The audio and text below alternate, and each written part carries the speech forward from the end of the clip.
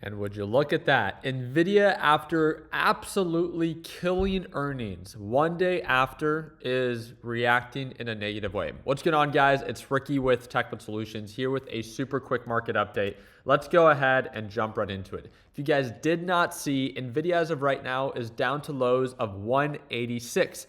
That is at one point at hitting highs of 203. So actually, from the highs that we hit yesterday, after it did beat earnings, to the current lows as of right now, 727 in California, it is down 8.5% from the highs, or 4.7% from the previous close to the current price as of right now. Now, what exactly is going on? Well, let me go ahead and make sure that you guys understand.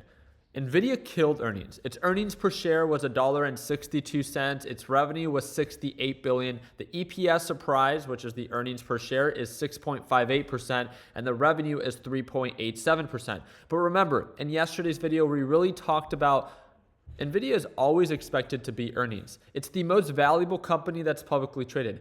Every company that is aspiring always likes to compare itself to what Nvidia is now today. Again, let me remind you, they're not. Nvidia is a very unique company where they really are at the core or at the forefront of this AI revolution. Unfortunately, it has been a constant theme in recent earnings, not just with Nvidia, but with Meta, with Google, with Microsoft. They all killed it with earnings. These are very valuable companies that are not only reporting very impressive earnings, but they're exceeding expectation often. Guess what? It still doesn't change the fact that maybe they are overvalued as of right now, right? There are some uncertainties that are injecting themselves into the market with what's going on with Trump and these current tariffs, the tensions between Iran and the US. As of right now, the question a lot of people have, especially when it comes down to AI, is, of course, we understand that Nvidia is very valuable. It's one of the companies that I'm personally invested in long term. But the question that people have is, are these big billion-dollar or trillion-dollar companies overspending? The way that I understood it is, it's not that all of these big companies that are overinvesting are all wrong, but some of them are. And that is the concern. Which one is it? Because you have Amazon, Microsoft, Google spending billions and billions of dollars aggressively investing into this AI revolution, and it's not going to pay off for everyone, or at least not all of them. So which one is going to take the hit? Again, although there is a slight retracement of 4 or 5%, this, at least for my long-term play, does not encourage me to sell. I have no intentions of selling my long-term investment because, first off, I'm priced in pretty well at sub $100 per share. The same reason I didn't care to buy it yesterday at $195, I made the video very clear. I love Nvidia. It's a very successful business, and it's, in my opinion, going to continue to grow over a long period of time. But simply right now, with the overall macro outlook of the market, if you believe there is a potential downturn, right? If you look at the overall NASDAQ market, oh, that's not NASDAQ, that's QBTS, terrible. If you look at the overall NASDAQ market and you believe that there's a potential retracement in the future, then I don't know how you can justify buying Nvidia right now. Well, Ricky, it's not about, trying to predict the future or get in at the best price. No, I understand. You can never predict the future. You can never time the market perfectly, but it also doesn't mean that you have to blindly overpay. We know that overall markets are overbought.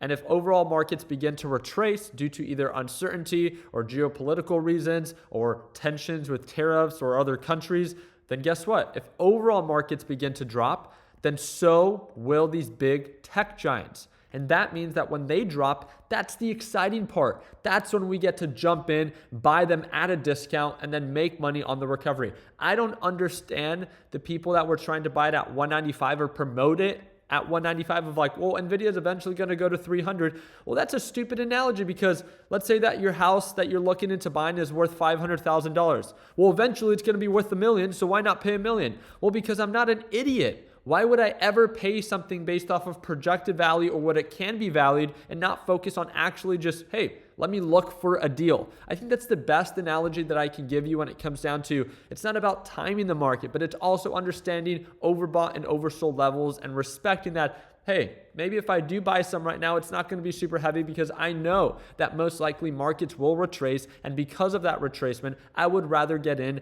at a better deal. It's not that you're going to get in at the lowest price or the best price. It's just a better price than this. And that's the part that excites me is, this doesn't scare me. It's a nice little pullback. Nvidia has been trading from lows of 180 to highs of 195. My LPP team got the full breakdown of this, of why I didn't want to buy more Nvidia right before it reported earnings. It's not that I could have predicted that it was going to sell off 5%. I actually wouldn't have been surprised if it gapped up 5%. My thing is big picture, I don't care because it pushes up 5% today. We know that in a few weeks, if overall markets begin to drop, then so will Nvidia. And that's why it didn't matter to me because of my intention, the timeline. My intention was to invest, not to trade it. And again, that's the part that's exciting. Is if you have shorter kind of like horizon when it comes down to your intention, I can see why maybe you would want to buy into the dip now at 185 to potentially sell it back at 195 or 200. Again, different time frames and different perspectives for different people with different intentions. So I wish nothing but the best for you. The thing that I also want to make you aware is that as MSTR began to sell off and Bitcoin, a lot of people are saying because of the whole Jane Street thing, oh, that's the only reason that Bitcoin was selling off. We're back to zooming. No, I get it that it acted as a positive catalyst once that began to play out. But guess what? Bitcoin is still struggling. I can reassure you that it's not just one player in this that is leading to the downfall of crypto. If you believe that, then I'm very excited to follow up. Nonetheless, I played it safe, and as of right now, although Bitcoin did sell off, I closed the MSTR short, or the inverse trade of MSTR, which is MSTZ, because it's testing a common support range right around 130. If we break below 130 for MSTR, I would love to then re-enter a short on MSTR, but as of right now, it is testing a support range. I have to respect that, and just so you guys could see, where is it? MSTZ. MSTZ is the double leverage inverse ETF. It's not designed for beginners. Beginners should never use anything with leverage. Leverage is a terrible thing when it turns against you and it comes at a greater form of risk. Just like I've shared it with all of you guys, just because I trade something doesn't mean that you shouldn't. But again, I've shared it with you guys before where I like talking about my good trades and my bad trades. Yesterday, we did just fine. The day before that, I lost like $1,200. Today, I'm up $3,300. And as you can see, my position is fully closed. So it's still trying to push up. I'm just not trying to be greedy. I'm trying to respect overbought and oversold levels. And if you're part of my LPP team, I'll make sure that I do my part in keeping you up to date with the trades that I choose to take. Please understand the difference between a trade and an investment. MSTR or any volatile moving stock or ETF, especially leverage ETFs that decay over time, are not investment vehicles. They come at a greater form of risk, and beginners need to understand that. Again, just because I'm doing it doesn't mean that you shouldn't. I just simply like to share my why. I shared my entire breakdown in today's live trading session. So if you're part of LPP team, I would really encourage you to at least watch the last 10 minutes of our live session where I break it all down. If you're not yet part of our team, second link in the description down below. You can sign up right now and watch me trade live as soon as tomorrow. It's a one-time payment for lifetime access. We have members that signed up back in 2018 that still watch me trade live today. I appreciate your time. I hope that earned your thumbs up. Please consider subscribing. And like always, let's make sure that we end the year on a green note. Take care, team.